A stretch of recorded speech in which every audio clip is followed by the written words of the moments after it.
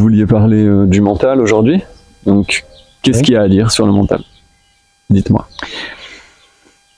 Il y a beaucoup de choses à dire sur le mental et il y a une chose qu'il faudrait éclaircir. Il y a parfois cette forme de remarque qu'on a dans les milieux spiritualistes, de dire « Ah, attention, tu es dans le mental ». Oui, c'est comme tu es dans l'ego, quoi. Voilà, enfin, c'est la même remarque. Voilà, c'est la même remarque. C'est un peu une forme d'accusation ou alors de remarque bienveillante. Et qu'est-ce qu'il en est de ça? C'est vrai que c'est un peu la même problématique avec la notion d'ego, c'est-à-dire qu'il s'agit de décrypter. Parce qu'il y a un problème avec ça. Si on nous dit « tu es dans le mental », ok, ça veut dire que quelque part, et je le sens bien, je pense trop. Je pense trop, j'élabore, je me perds, et puis je suis à côté de la plaque, comme on dit. Et donc, qu'est-ce que je fais? J'essaye d'aller dans le ressenti, et de ne plus penser. Mais est-ce qu'il n'y a pas là un problème dans le fait de ne plus réfléchir? Est-ce qu'une évolution digne de ce nom, c'est l'annihilation d'une faculté qui nous a rendus capables de faire une civilisation sur cette planète? C'est grâce à la faculté du penser que nous avons pu, que nous sommes, je vais mettre des pincettes, je vais dire supérieurs aux animaux, pour faire plaisir à certaines personnes, mais c'est un état de fait, sans rien enlever à l'animal, à sa beauté et à ses qualités, ou à ce qu'il est. L'être humain est capable de penser, qui est très important. Alors, on entend parfois aussi éteindre le mental, voire le dissoudre, l'annihiler. Un peu comme pour l'ego, tuer le mental. Ou la réalisation suprême, ce serait de dissoudre notre mental dans le cosmos. Et là, je pense qu'il y a un problème, parce que c'est juste une incompréhension du bon fonctionnement.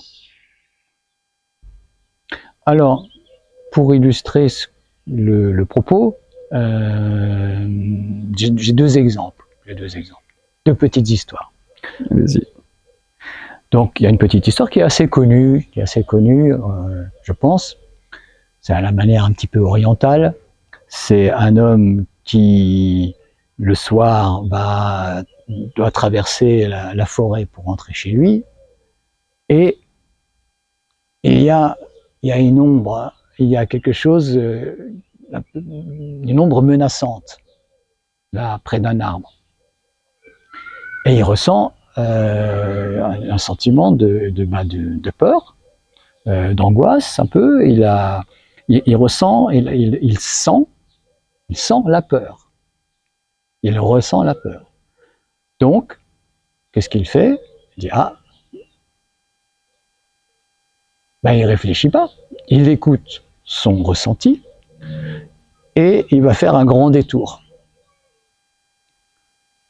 Le lendemain, en repassant aux abords de la forêt, il se rend compte que c'était juste quelques branches et des racines et qu'il avait pris cette ombre pour une menace, pour un homme peut-être qui risquait de l'agresser.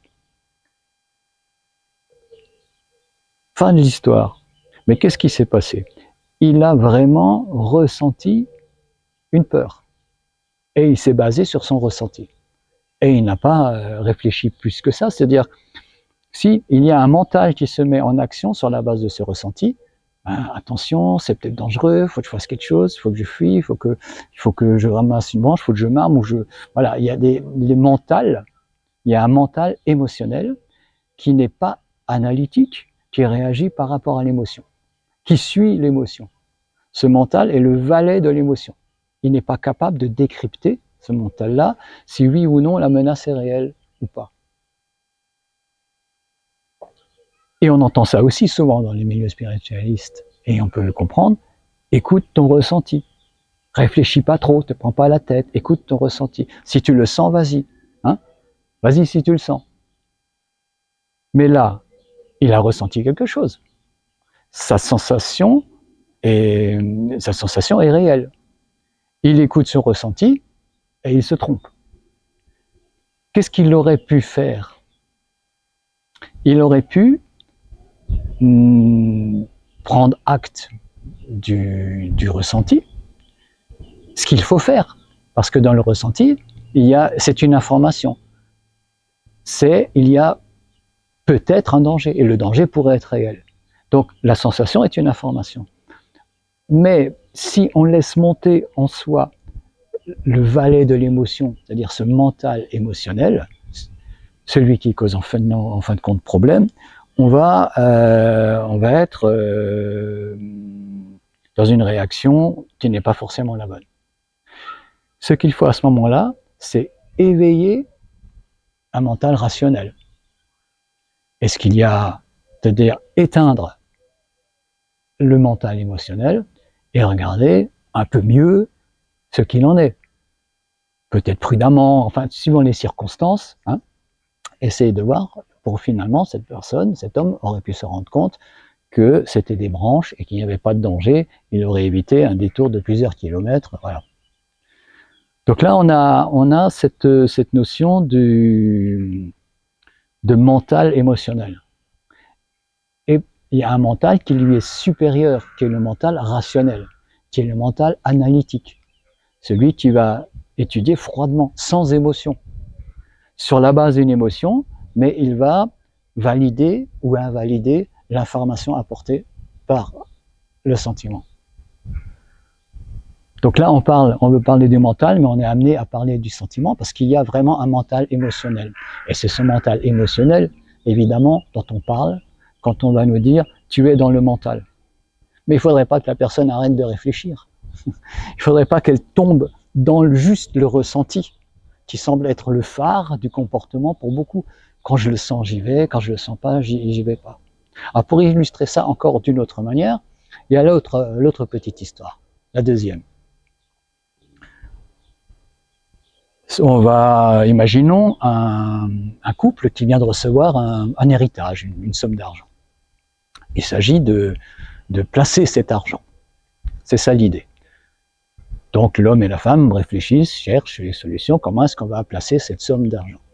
Le mari a lu quelques articles sur la crypto-monnaie et il dit à sa femme, tiens, peut-être qu'on pourrait investir en crypto-monnaie. Et sa femme lui dit, tu es fou, la crypto-monnaie, hein, tu es fou, on va pas faire ça, on va tout perdre. Et le mari dit, mais pourquoi tu m'attaques, pourquoi tu m'insultes, pourquoi tu ne me respectes pas, pourquoi ça passe à un autre niveau. Hein, on assiste souvent à ce genre de décalage. Ce qu'on ne sait pas dans l'histoire, c'est que dans ce cas de figure, cet homme a un frère qui a eu des problèmes, qui est en hôpital psychiatrique. Et toute sa vie, donc cet homme s'est dit, c'est une forme de souffrance, mais aussi une forme d'interrogation. Est-ce que c'est génétique? Est-ce que moi aussi j'ai quelque chose? Est-ce que ça crée un trouble? Est-ce que moi-même je pourrais être capable un jour d'un comportement de déviance psychologique? Est-ce que quand je vais vieillir, qu'est-ce qui va m'arriver? Il y a ça plus ou moins inconsciemment en lui. Et sa femme, elle a appuyé sur le bouton. Elle a dit, tu es fou. Mais qu'est-ce qu'elle voulait dire? Elle voulait dire, mais non, attends, on va peut-être pas faire ça. Moi, j'ai lu des choses sur la crypto-monnaie, c'est pas si sécure que ça. Voilà. Elle a été peut-être un peu vive dans sa réaction, mais elle ne voulait pas le blesser, elle ne voulait pas lui faire de mal. Elle avait oublié ou même était dans la méconnaissance, ce qui arrive très souvent, de la blessure de l'autre. Et l'homme a ressenti comme une attaque et comme il cherche à se défendre. Non, en fait, je ne suis pas fou, je ne veux pas que tu me soupçonnes de l'être. Il a pris ça à un autre niveau. Il a de nouveau écouté son ressenti. Et là, on a l'exemple de la faille qu'il y a avec cette manière de faire, de se servir de ressenti comme phare pour nous guider dans la vie. Parce que si on a des faiblesses, si on a des blessures et qu'il n'en a pas, on risque d'écouter nos failles, nos blessures, nos manques, par exemple nos paresses. Je vais écouter ma paresse, alors qu'en fin de compte, il faudrait peut-être que justement, dans cette telle ou telle situation, je donne un coup de collier. Voilà pour les deux petites histoires. Du coup, est-ce que le fait de s'identifier à des problèmes est quelque chose de l'ordre du mental?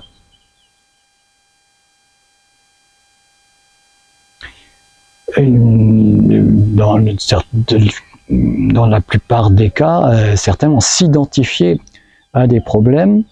Comment pourrait-on plus préciser ça? S'identifier.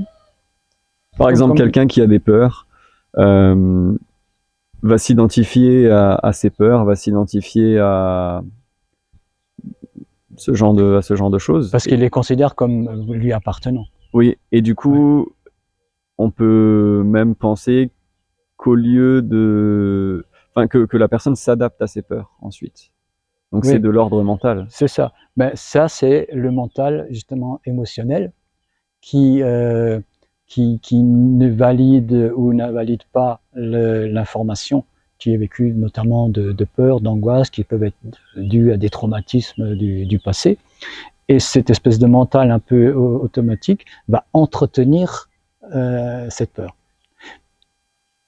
Là, en plus, il peut y avoir, à partir de cette faille, l'intrusion avec des parasites éthériques qui peuvent profiter de cette faille et se nourrir de son énergie vitale mélangée à de l'émotionnel, donc à l'encourager. Donc il peut y avoir induction, mais on va dire, c'est un tellement vaste sujet, on en a déjà parlé, on en reparlera, mais là il y a déjà cette faille, et qui, qu'on conçoive l'existence des entités ou pas, ce qu'on constate, c'est une forme d'enfermement. La personne tourne en rond.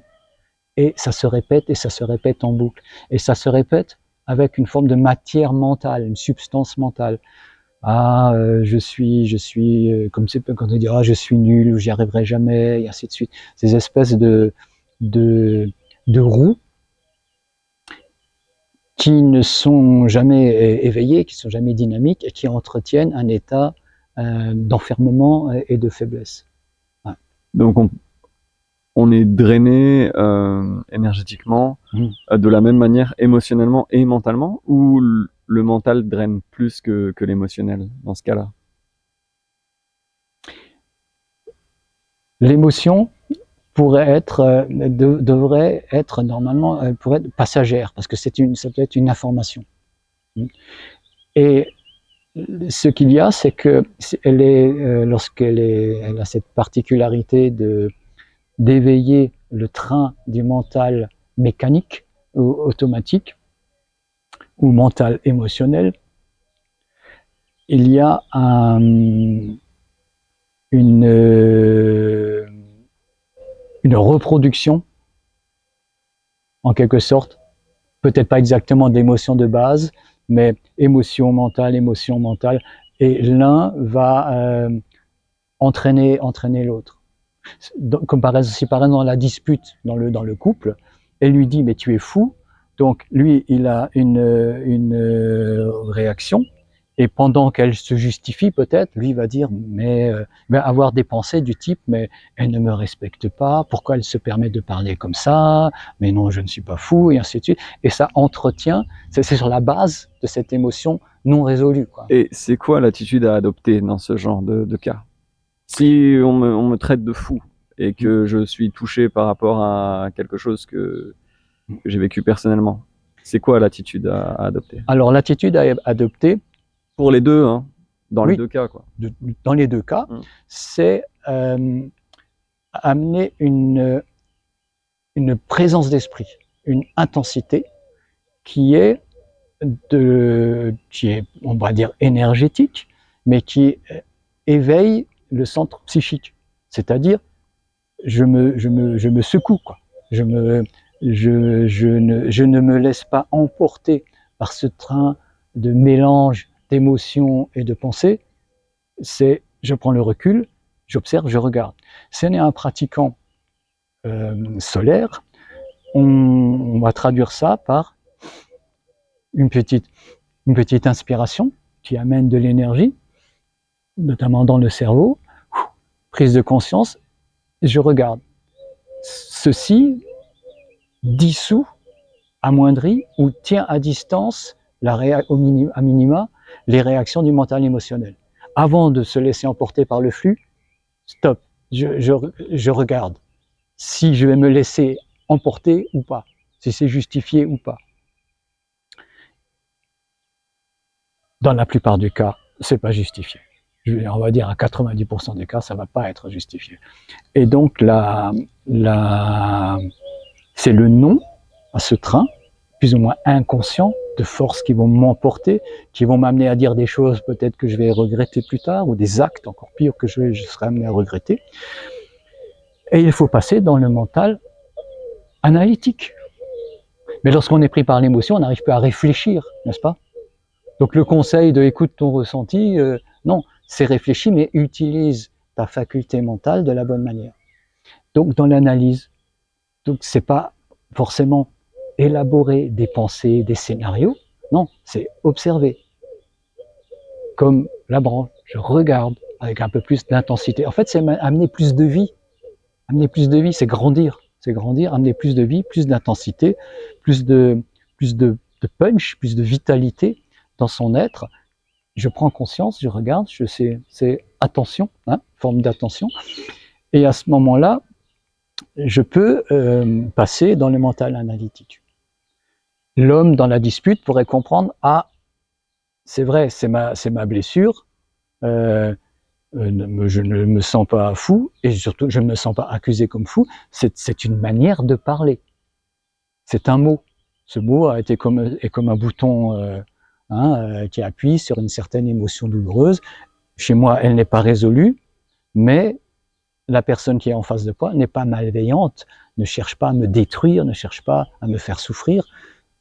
Au départ, c'est un partage pour savoir comment on va investir l'argent qui nous est arrivé, et c'est plutôt une bonne nouvelle, et on va continuer à discuter. On retourne au rationnel et à l'harmonie. Et dans le cas des traumatismes, il y a beaucoup de gens maintenant qui assument leur traumatisme, qui en parlent, qui sont beaucoup plus ouverts avec ça. Comment ne pas tomber du coup dans le piège du mental par rapport à ça? Le fait de prendre acte d'un traumatisme, d'en prendre conscience, c'est plutôt une bonne chose. C'est plus intéressant parce qu'on peut imaginer qu'on peut avoir à ce moment-là des leviers par rapport à ces traumatismes qui nous limitent, qui vont nous limiter dans notre vie. Le problème, c'est l'identification. Par exemple, j'ai été battu par mon père. J'ai été battu par mon père. Il y a un traumatisme. Quand je vois une scène de violence, ça me révolte au-delà de la mesure, par exemple. Ce qu'il faut éviter, c'est de s'identifier et ne pas laisser s'installer en soi ce « je suis cet enfant battu et je serai toujours cet enfant battu ». Je ne peux pas revenir dans le passé, je ne peux pas changer ça, c'est mon identité. Et j'agis en fonction de cette identité, en fonction peut-être du ressenti que je ressens encore en moi, ou d'une forme de ressentiment, ou d'identification à la victime, et ainsi de suite. Donc, le fait de prendre acte de ces traumatismes, c'est une chose, mais le fait de les dépasser, de tenter de les sublimer, est évidemment salvateur, quoi. La clé est dans l'identification. Après, comment en sortir, c'est une autre question encore. Contrairement au sujet de l'ego, on peut être esclave du mental. Qu'est-ce que ça veut dire? Être esclave du mental, ça voudrait dire qu'il y a des boucles. Le mental fonctionne en boucle. Il y a un bug, comme en informatique, la petite roue, le hamster qui tourne en rond, c'est ça. Et je n'arrive pas à en sortir. Très souvent, il y a une émotion ou des émotions. Il y a des situations qu'on n'arrive pas trop à gérer, qu'on n'arrive pas à éclaircir, et on tourne en rond. Et dans ces cycles-là, c'est une souffrance. Il y a aucune solution. Je pense que tu es d'accord avec moi. Il n'y a pas de solution. Comme ça, quand ça tourne en rond, ça fait juste tourner en rond. Et il y a un énorme pourcentage de cette masse psychique de pensée, d'élaboration de pensée qui est absolument inutile. C'est même parfois, c'est les mêmes mots, parfois c'est les mêmes phrases qu'on se répète en boucle. Oui, le même ton même. Parfois le même ton, et se redit la même chose, si on n'avait pas compris. Hein, ces cycles qui deviennent comme des programmes qu'on entretient.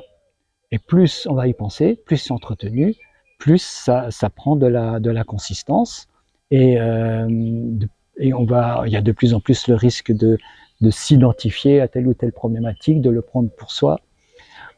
En fait, il s'agit de créer des filtres en soi par rapport à ce qu'on laisse rentrer en soi, et autant en termes d'émotions. Les émotions sont des informations qui nous viennent souvent de l'extérieur ou des ressentis du corps, mais en l'élaboration des pensées, notamment les pensées, ces pensées mécaniques, il faut devenir capable de briser ces cycles, de les rejeter, de les dissoudre, de leur dire non. Mais pour leur dire non, il faut cette énergie plus grande que cette espèce d'endormissement un peu hypnotique qu'on a dans la pensée qui tourne. Le cas du traumatisme, par exemple, est-ce qu'il faut plutôt traiter le problème émotionnellement ou mentalement, dans un premier temps? Comment on s'attaque au problème? Sans parler de traumatisme à proprement parler, si tu parles de résoudre, comment pourrais-tu résoudre une émotion, le problème d'une émotion, sans l'aspect mental? L'émotion est sauvage, tu ne peux pas directement maîtriser ou canaliser ou harmoniser une émotion si il n'y a pas un acte de la volonté et une mise en œuvre d'un processus mental. Donc, ça sera toujours l'aspect psychique qui va résoudre le problème émotionnel. En fait, l'émotionnel, son état normal, ça devrait être juste le fait d'apprécier la vie. Voilà, ça c'est son état normal. De temps en temps, il y a un petit message, attention danger, attention ici, attention là. Attention, il y a une voiture qui arrive, je l'entends, faut que je me pousse. Donc ça, c'est des informations très intéressantes qui peuvent même permettre notre survie ou notre intégrité. Mais ok, je fais attention, j'ai fait un pas de côté, et puis elle se dissout. Le problème, c'est lorsqu'il y a une récurrence, donc des problèmes. Donc là, on peut parler plus de trauma, quelque chose qui nous travaille, qui est quelque chose de non résolu, qui va s'inscrire dans le corps ou à plein de niveaux différents. C'est tellement vaste le monde du trauma. Mais au niveau émotionnel, tu ne peux pas régler l'émotion par l'émotion. Tu ne peux la régler que par une espèce de regard supérieur qui va dire oui, d'accord, ou non, ou faut que je tempère. Comme par exemple, quand on dit faudrait que je me calme. C'est un acte mental par rapport à une émotion. Donc la réponse, elle est plutôt mentale dans ce cas-là. Et encore une fois, donc on a cette question d'écouter le ressenti. Écouter le ressenti, pour enfoncer le clou, quelqu'un qui aurait un grave problème qui serait je parle des criminels, des sociopathes, il a envie, il sent, il a envie peut-être de tuer ou de violer est-ce qu'écouter le ressenti là est une bonne chose? Voilà, donc il est évident, c'est en voyant les extrêmes qu'on peut voir qu'il y a un problème avec cette notion-là. Mais il ne s'agit pas d'étouffer les émotions, mais il s'agit de les regarder et d'être en position mentale supérieure au mental émotionnel pour pouvoir... Donc malheureusement, il y a eu un petit problème avec le soleil, la caméra a surchauffé, donc ça a coupé après votre explication sur les criminels et le mental supérieur, voir les choses avec le mental supérieur. C'est ça. Et du coup, je vous ai demandé comment on accède à ça. C'est quoi Comment on accède à à cette sortie du mental émotionnel, Voilà. hein, pour arriver à résoudre ce problème. On oui, sait que c'est c'est ça. le gros problème de C'est ça. l'humanité actuelle, quoi. On patauge tous dans cette C'est ça. problématique. Du coup, réexpliquez-moi et réexpliquez-nous, s'il vous plaît. Entendu. Mais comment se sortir de ces cycles du mental émotionnel? Comment se sortir de ces identifications? Comment se sortir, en fin de compte, de la plupart de nos problématiques, on va dire, psychologiques? On a dit que suivant leur gravité, ça peut être des processus aussi qui vont s'inscrire dans la durée. Mais voilà, je disais que je ne voyais pas personnellement d'autres solutions que par un apport de nourriture à ce mental. Comment ce mental pourrait-il s'éveiller, se déployer en nous? On a l'illusion, hein, d'avoir un mental rationnel, mais on voit bien, on constate bien qu'il est pollué très souvent par cet aspect émotionnel. Oui, parce que le mental, c'est pas lire des livres, c'est pas chercher l'information. Lire des livres, c'est très bien, c'est l'acquisition, regarder des vidéos et tout ça, on acquiert des informations, mais le filtre de je prends pas, ce qui est dit comme ce qui est dit ici, hein, chacun est libre de le rejeter, hein, on peut toujours le rappeler aussi, mais ce qui nous manque finalement, c'est une forme de force, de puissance, d'intensité, une espèce d'éveil plus lumineux, une espèce de nourriture. Notre esprit, et donc le mental en est une expression, une traduction, hein, de nos perceptions plus ou moins intuitives, nos élaborations mentales. On pourra voir d'ailleurs tout à l'heure qu'il y a un autre mental supérieur. On pourra aborder le début de cette question. Et donc il s'agit d'amener une force plus grande. Donc on l'a déjà dit, je ne sais pas si ça a été pris, le fait que le cerveau se nourrit déjà d'oxygène et que la respiration est un apport très important. La respiration apporte l'oxygène, mais apporte aussi les éléments praniques, hein, le prana, à condition si on respire avec conscience. Donc le simple fait de je respire avec conscience, c'est ce qu'on appellera très souvent comme une forme de recentrage. En tout cas, c'est une clé de ce qu'on appelle le recentrage. Je me reprends. Je me mets déjà dans quelque chose de supérieur par rapport à la situation dans laquelle je suis. C'est déjà un apport énergétique, physiologique, si on peut parler de physiologie ou de physique en termes pour le prana. Mais si en plus une personne a fait un travail sur ses centres, notamment sur son centre psychique, s'il a commencé à prendre conscience qu'il y a là un réceptacle, un noyau, un soleil, pour simplifier les termes, je me reprends, je suis centré là dans mon moi supérieur, hein, en quelque sorte, et là, les choses s'éclairent parce que instantanément, c'est la vue de l'aigle. Et les traumas, les problématiques peuvent être perçus pour ce qu'ils sont. Et non pas s'être insinués en nous et nous amener cette forme un peu de brouillard plus ou moins hypnotique, suivant sa gravité, et nous amener de la clarté, de la lumière, hein, psychique, de la force psychique.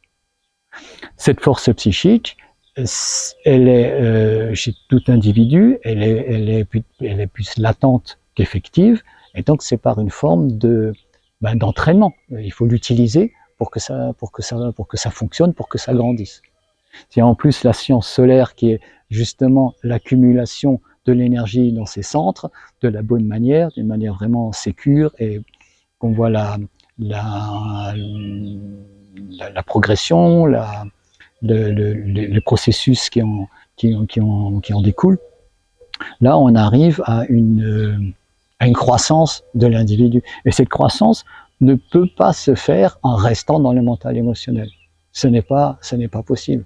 Si on est encore capable d'être chamboulé, hein, par un événement, d'être troublé par quoi que ce soit, troublé, hein, je pense que je ne vais pas développer ça, on en a assez parlé, et c'est qu'on n'y est pas encore. Donc il faut se rendre dans un premier temps capable de dissoudre le trouble par une force intérieure, pour retrouver un calme, une sérénité intérieure, qui est la seule qui peut nous permettre de résoudre la problématique de manière pragmatique. Ça peut être très vif, hein, c'est pas forcément quelque chose à ce moment-là, la réponse n'est pas forcément quelque chose dans la durée, je veux dire, ça peut être instantané aussi, quoi. Et je vais quand même couper. Ouais, non, je coupe pas. On parlait de supramental. Oui. Enfin, je pense que c'est de ça que vous avez fait allusion. C'est un nom qu'on donne. Voilà. Donc ça, c'est le mental supérieur. C'est ça? C'est un autre plan du mental? C'est quoi le supramental? Complètement. C'est encore autre chose. C'est-à-dire qu'à partir du moment où on a parlé d'un accroissement de la force psychique. Hein? En général, l'être humain, il est plus ou moins emprisonné dans son mental émotionnel, ce qu'on a vu. Avec de temps en temps, il a son mental rationnel, heureusement qu'il est là, mais il est embourbé dans son mental émotionnel. Donc, dans un premier temps, il faut se mettre arriver à qu'il y ait une prépondérance du mental pragmatique pour pouvoir au moins mieux gérer les relations avec le monde et avec soi-même. Mais on n'est pas encore dans une forme de ce qu'on pourrait appeler de connaissance. Avec ce mental, on peut justement lire des livres, étudier les choses, faire des hypothèses, élaborer les choses. Si on continue à augmenter la puissance psychique, si on amène plus de carburant à notre être intérieur, ce qui peut s'ouvrir, c'est une faculté qu'on a appelée le supramental. Alors il y a des strates, hein, il y a le surmental, voilà. Et le supramental, c'est très curieux. C'est-à-dire que la personne qui accède au supramental, elle ne va pas prendre des informations sous forme d'hypothèses, de recherche, par rapport en restant dans une forme d'ignorance. Elle va être capable d'aller sur le plan, un certain plan d'information, un plan d'information. C'est-à-dire qu'elle ne va pas supposer que les choses se passent de telle manière ou pas, elle va percevoir directement. Concrètement, quelqu'un qui est capable d'accéder au supramental, on lui pose une question, il n'a pas la réponse. Il regarde en lui et il va se mettre à parler et donner la réponse qu'il va découvrir en même temps. À pas confondre avec le channeling, ce genre de choses. Et c'est tout à fait surprenant, la masse d'informations, très souvent inconnues, nouvelles. Là, il y a du nouveau qui arrive. On arrête de patauger dans le connu. Il y a des informations, parfois révolutionnaires, assez extraordinaires, qui sont étonnantes de précision, voilà. Et que nous, dans notre mental juste rationnel, on peut prendre juste comme des informations, des hypothèses, des peut-être. Mais quand on rencontre des êtres qui sont capables d'accéder à ce type de connaissance ou de cette relation avec ce supramental, il y a le sentiment d'avoir une source infinie, fluide, de connaissances. Parce que la personne n'est pas là, elle n'est pas dans une supraconscience, une connaissance absolue. Je sais tout en même temps sur l'univers. Je pense que l'être exploserait. Ce serait de nouveau une espèce de machine à laver d'informations qui pourrait être insupportable pour l'être à cause d'un afflux qui pourrait être destructeur d'informations. Mais si la conscience se dirige vers tel ou tel domaine de connaissance, qui peut aller jusqu'à la connaissance de vie sur éventuellement d'autres planètes ou dans le passé ou que sais-je, ça devient vraiment très intéressant. Et l'évolution humaine a un très grand espoir avec cette notion de supramental, parce qu'il a évidemment les réponses réelles à nos problèmes énergétiques, écologiques, sociaux, et ainsi de suite. Une toute dernière question du coup par rapport au supramental. Est-ce qu'on Est-ce qu'on serait amené un jour à maîtriser le supramental de la même manière qu'un talent, ou voilà, un outil? Une des personnes qui a donné ce nom à cette faculté, c'est Sri Aurobindo. Voilà. Et Sri Aurobindo disait cette chose à la fois merveilleuse, mais quand même ou terrible. Il disait, si l'homme n'y arrive pas, c'est la fin de l'espèce humaine. Parce que rester dans le mental inférieur, ben on voit très bien ce que ça donne. On y est à fond dedans. Ça fait des conflits dans le couple, dans les familles et au niveau des nations. Comme on n'accède pas à une clarté de l'information, puisqu'on est perturbé par cette faiblesse, c'est trop grande, c'est juste une faiblesse de l'esprit. Quand on dit qu'on est dans le mental, c'est une question de faiblesse. S'il y a un accroissement de force psychique, de puissance psychique, on peut accéder à des informations déjà beaucoup plus justement rationnelles, pragmatiques pour résoudre nos problèmes. Ça, ce serait déjà pas mal. Si un jour l'homme accède ce qui est très certainement ce qui est prévu dans l'évolution, puisque certains êtres peuvent y accéder, c'est du moins mon point de vue, c'est mon analyse, je prétends avoir rencontré des personnes qui ont cette capacité-là, bah c'est forcément l'avenir.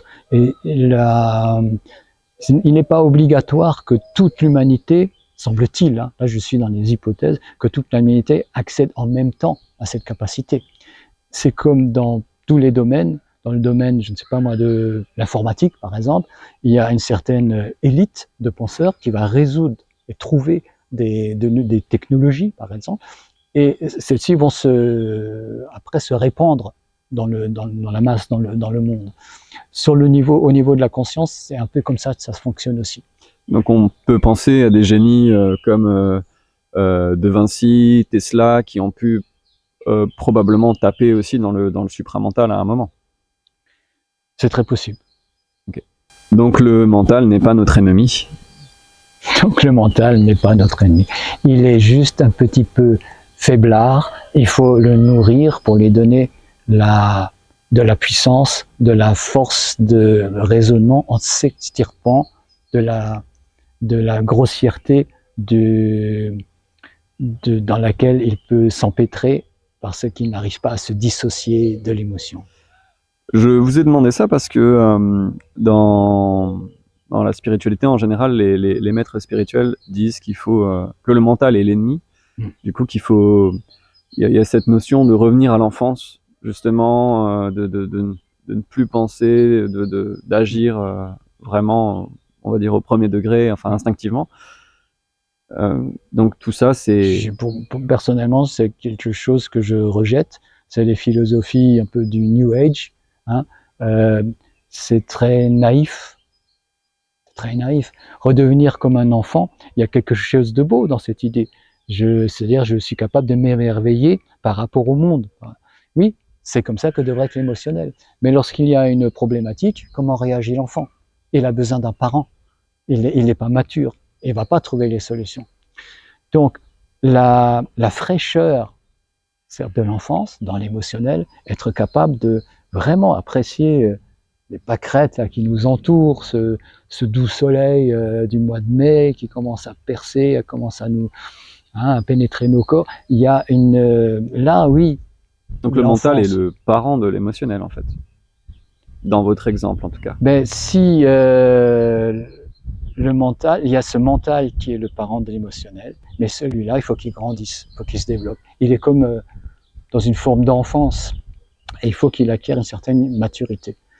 Et on n'y arrive pas, de manière générale, le problème, parce que c'est un manque de force. Et ce manque de force ne peut se résoudre, à mon sens, que par l'énergétique. Arriver à s'emplir de force, savoir comment faire, apprendre comment faire, ça s'apprend. Et c'est acquérir plus de conscience, plus de lucidité. Et cette notion, quand on dit le mental est l'ennemi, eh bien, l'ennemi, le terme n'est pas juste, mais le faux ami, c'est le mental émotionnel. celui qu'on écoute de manière non attentive et avec lequel on se laisse emporter. Notre ami, c'est un mental qui va regarder calmement, pour ne pas dire froidement, c'est-à-dire se détacher de l'information qu'a amenée l'émotion. Et là, ensuite, on peut dire, ah oui, bah cette émotion, oui, je la laisse se déployer parce qu'elle est belle. Ou alors non, je la refuse parce qu'elle me détruit ou elle abîme la relation que j'ai avec l'autre.